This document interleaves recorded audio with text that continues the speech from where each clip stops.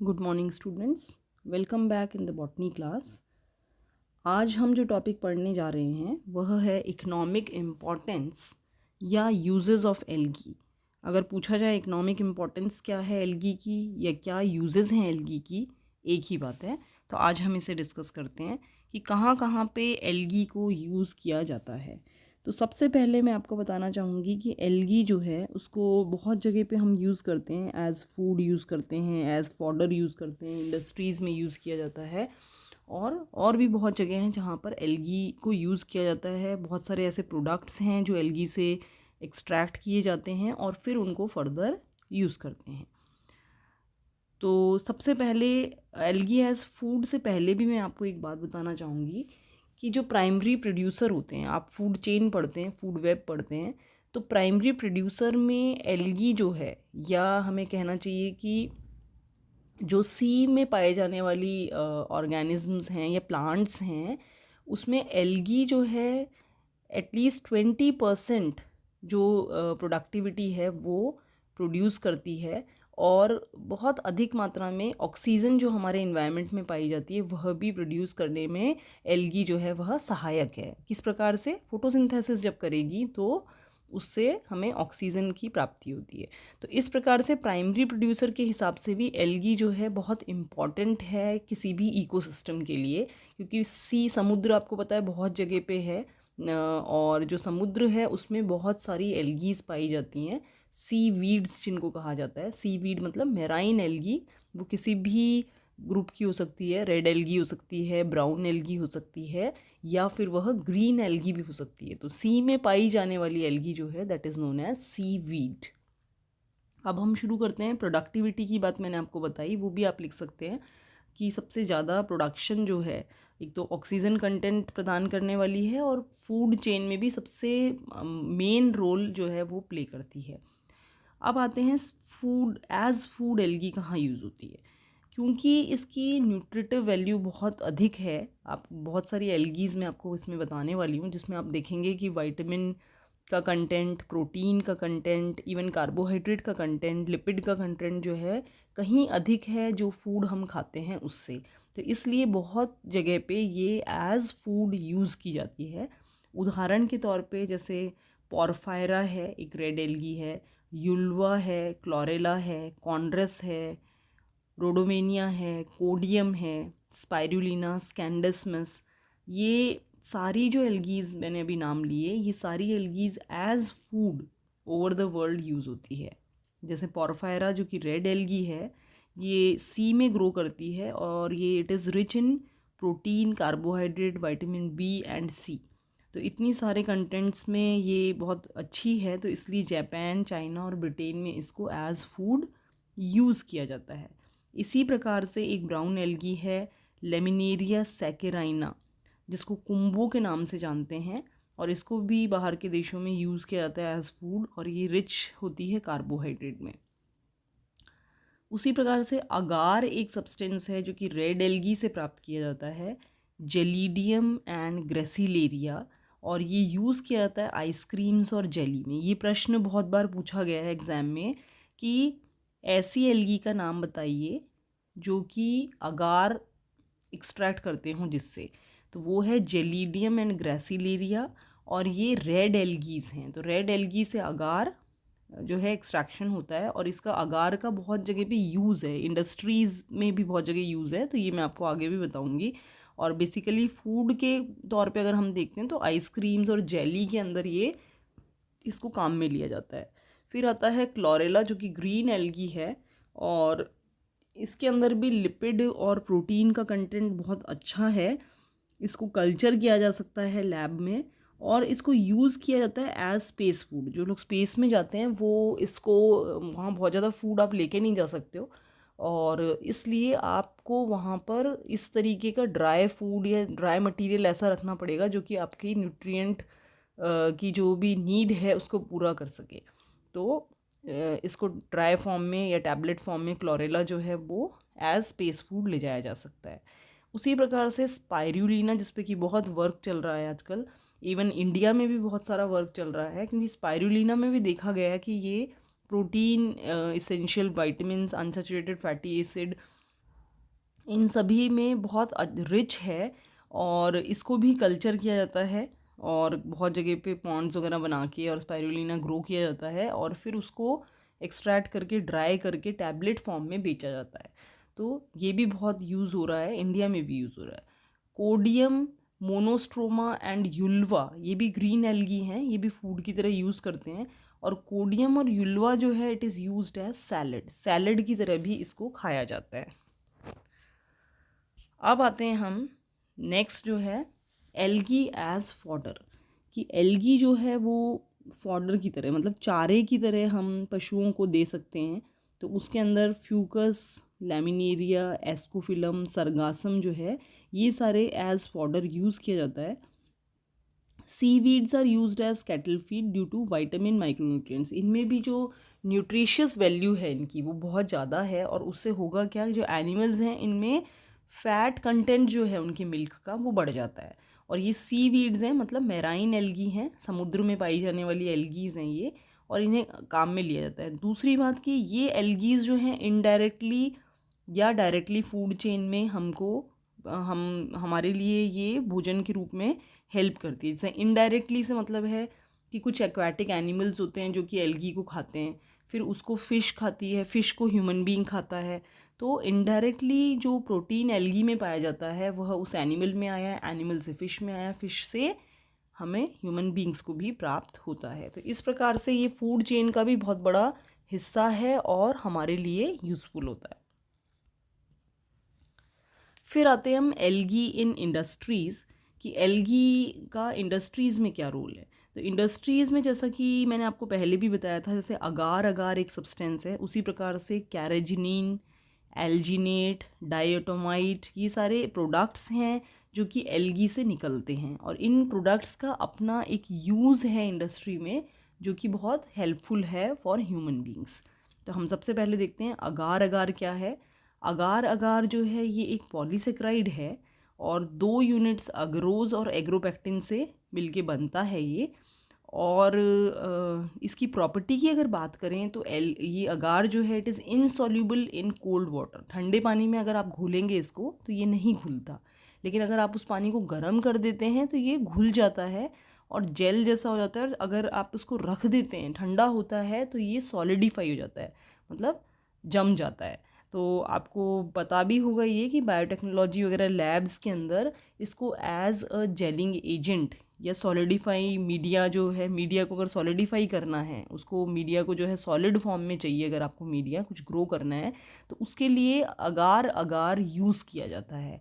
और ये बड़ा इम्पॉर्टेंट है, प्रश्न पूछा जाता है कि ये कहाँ से प्राप्त होता है। तो ये मैं आपको बता दूं, पिछले स्लाइड में भी बताया था आपको, रेड एल्गी हैं, ग्रेसिलेरिया, जेलीडियम, उसके अलावा पेट्रोक्लेडिया, कॉन्ड्रस, इन सब में से कमर्शियली ऑब्टेंड किया जाता है, मतलब निकाला जाता है, इनको ग्रो किया जाता होगा इन एल्गीज़ को, क्योंकि इनसे अगार निकालना है और फिर ये अगार निकाला जाता है।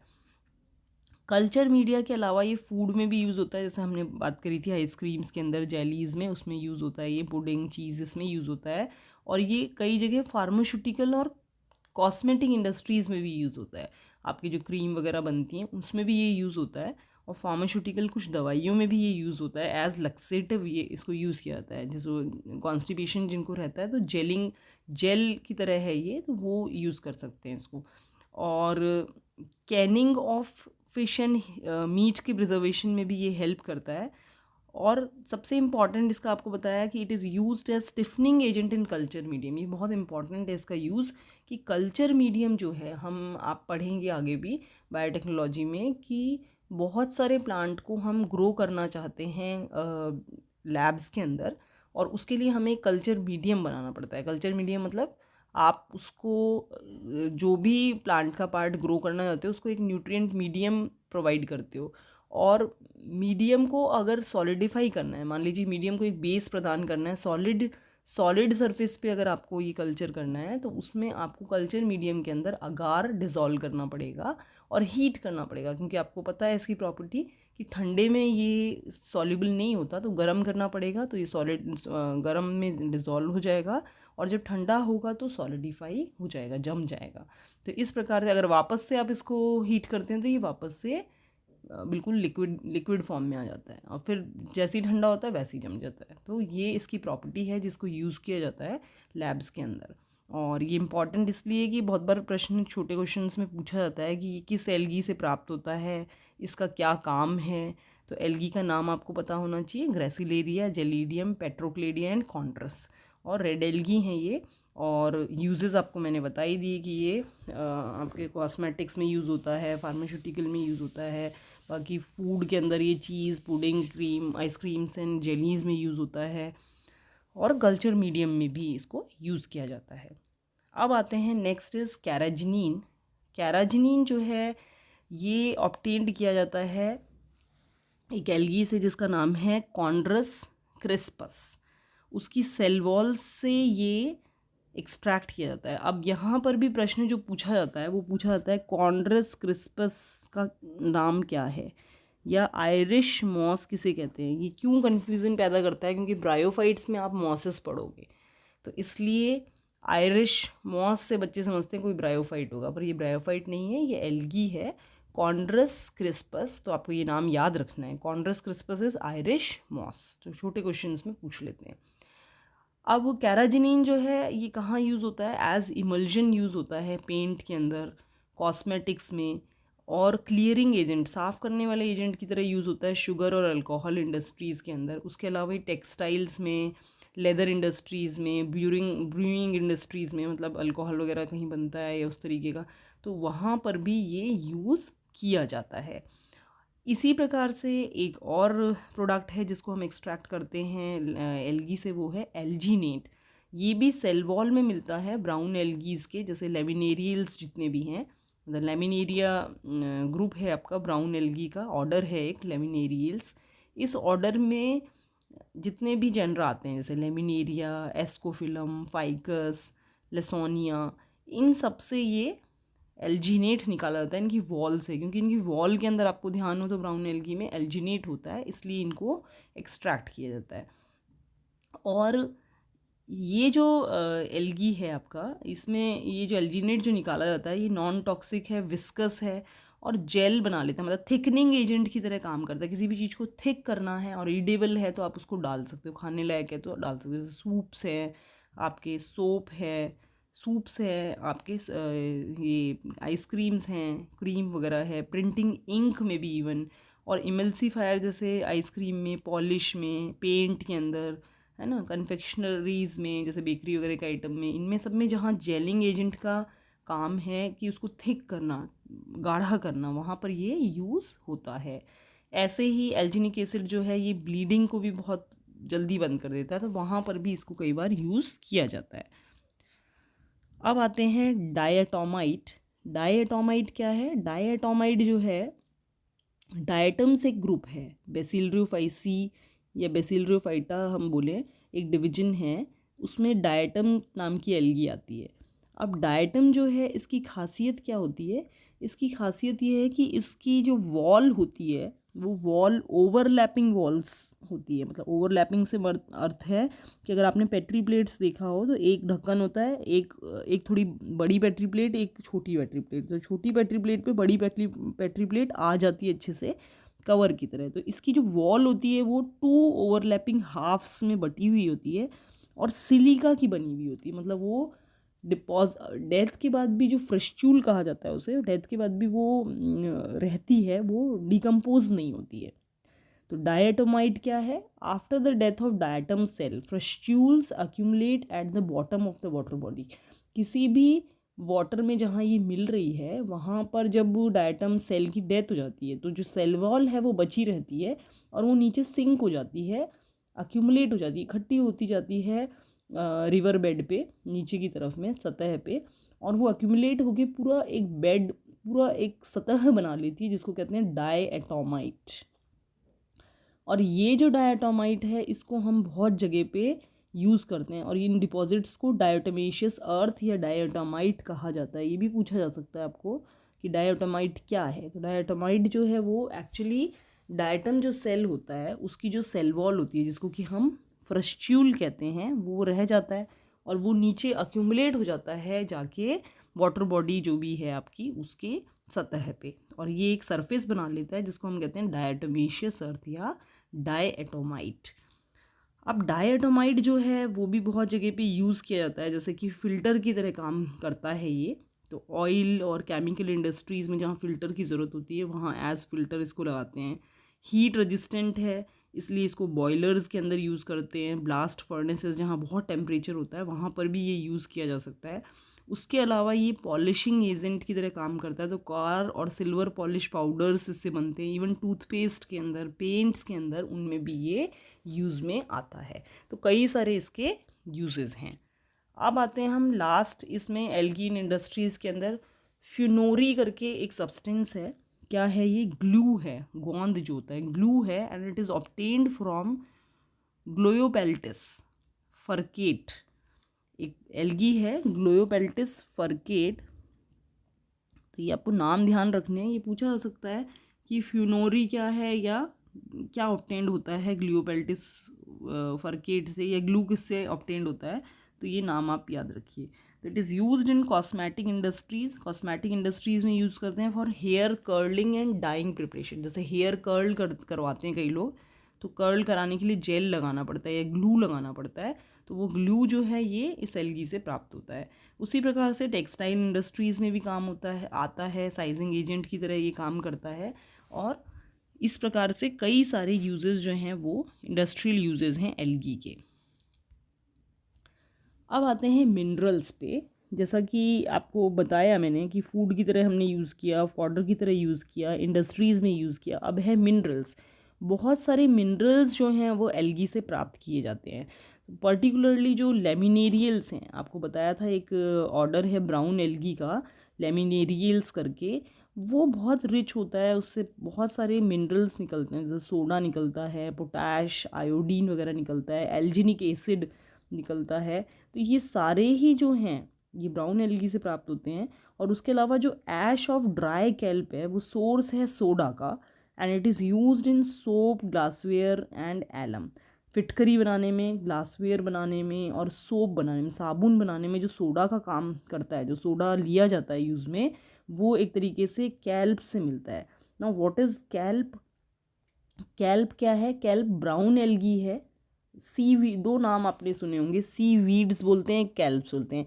सी वीड से तो मतलब है ऐसी एल्गी जो कि मैराइन एल्गी, जो कि समुद्र में पाई जाती है, वो होता है सी वीड। तो वो कोई भी, किसी का भी मेंबर हो सकती है। रेड एल्गी भी हो सकती है, वो ब्राउन एल्गी भी हो सकती है, ग्रीन एल्गी भी। जैसे आप ये चित्र में देख रहे हैं, ये एक सी वीड है।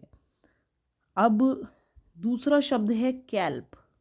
कैल्प से मतलब है, ये है कैल्प। कैल्प से मतलब है ब्राउन एल्गी से लार्ज ब्राउन एल्गी। और कैल्प का मतलब होता है नीचे छोटा सा स्टॉक होता है इसमें, और ये बड़ा सा फ्रॉन्ड टाइप स्ट्रक्चर आपको दिख रहा है, तो बहुत बड़ी बड़ी होती हैं। तो इस प्रकार की अगर जो एल्गीज होती हैं brown algae, they are known as kelp.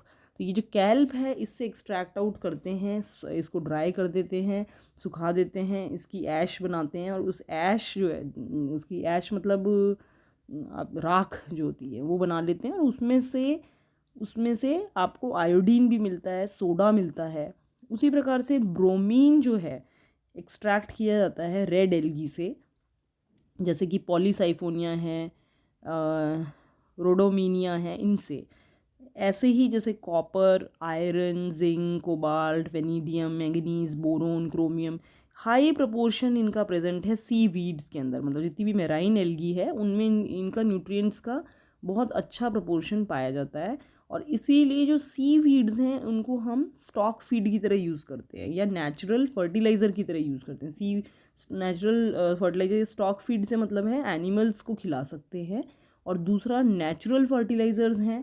तो नेचुरल फर्टिलाइज़र से मतलब है कि जो आपका खेती बाड़ी में जो आप फर्टिलाइज़र यूज़ करते हो, केमिकल ना यूज़ करके इन एल्गीज़ को भी यूज़ किया जा सकता है, आगे भी हम उसको पढ़ेंगे। तो इन एल्गीज़ को अगर आप यूज़ करते हो तो ये एक नेचुरल तरीका है सॉइल की उर्वरता को बढ़ाने का। तो इस प्रकार से हमने 4 प्रकार पढ़े आज, 4 टाइप्स पढ़े, फूड की तरह, फॉडर की तरह, इंडस्ट्री की तरह और मिनरल्स की तरह। आगे जो बचा हुआ पार्ट है अगले वीडियो में मैं पढ़ाऊँगी आपको।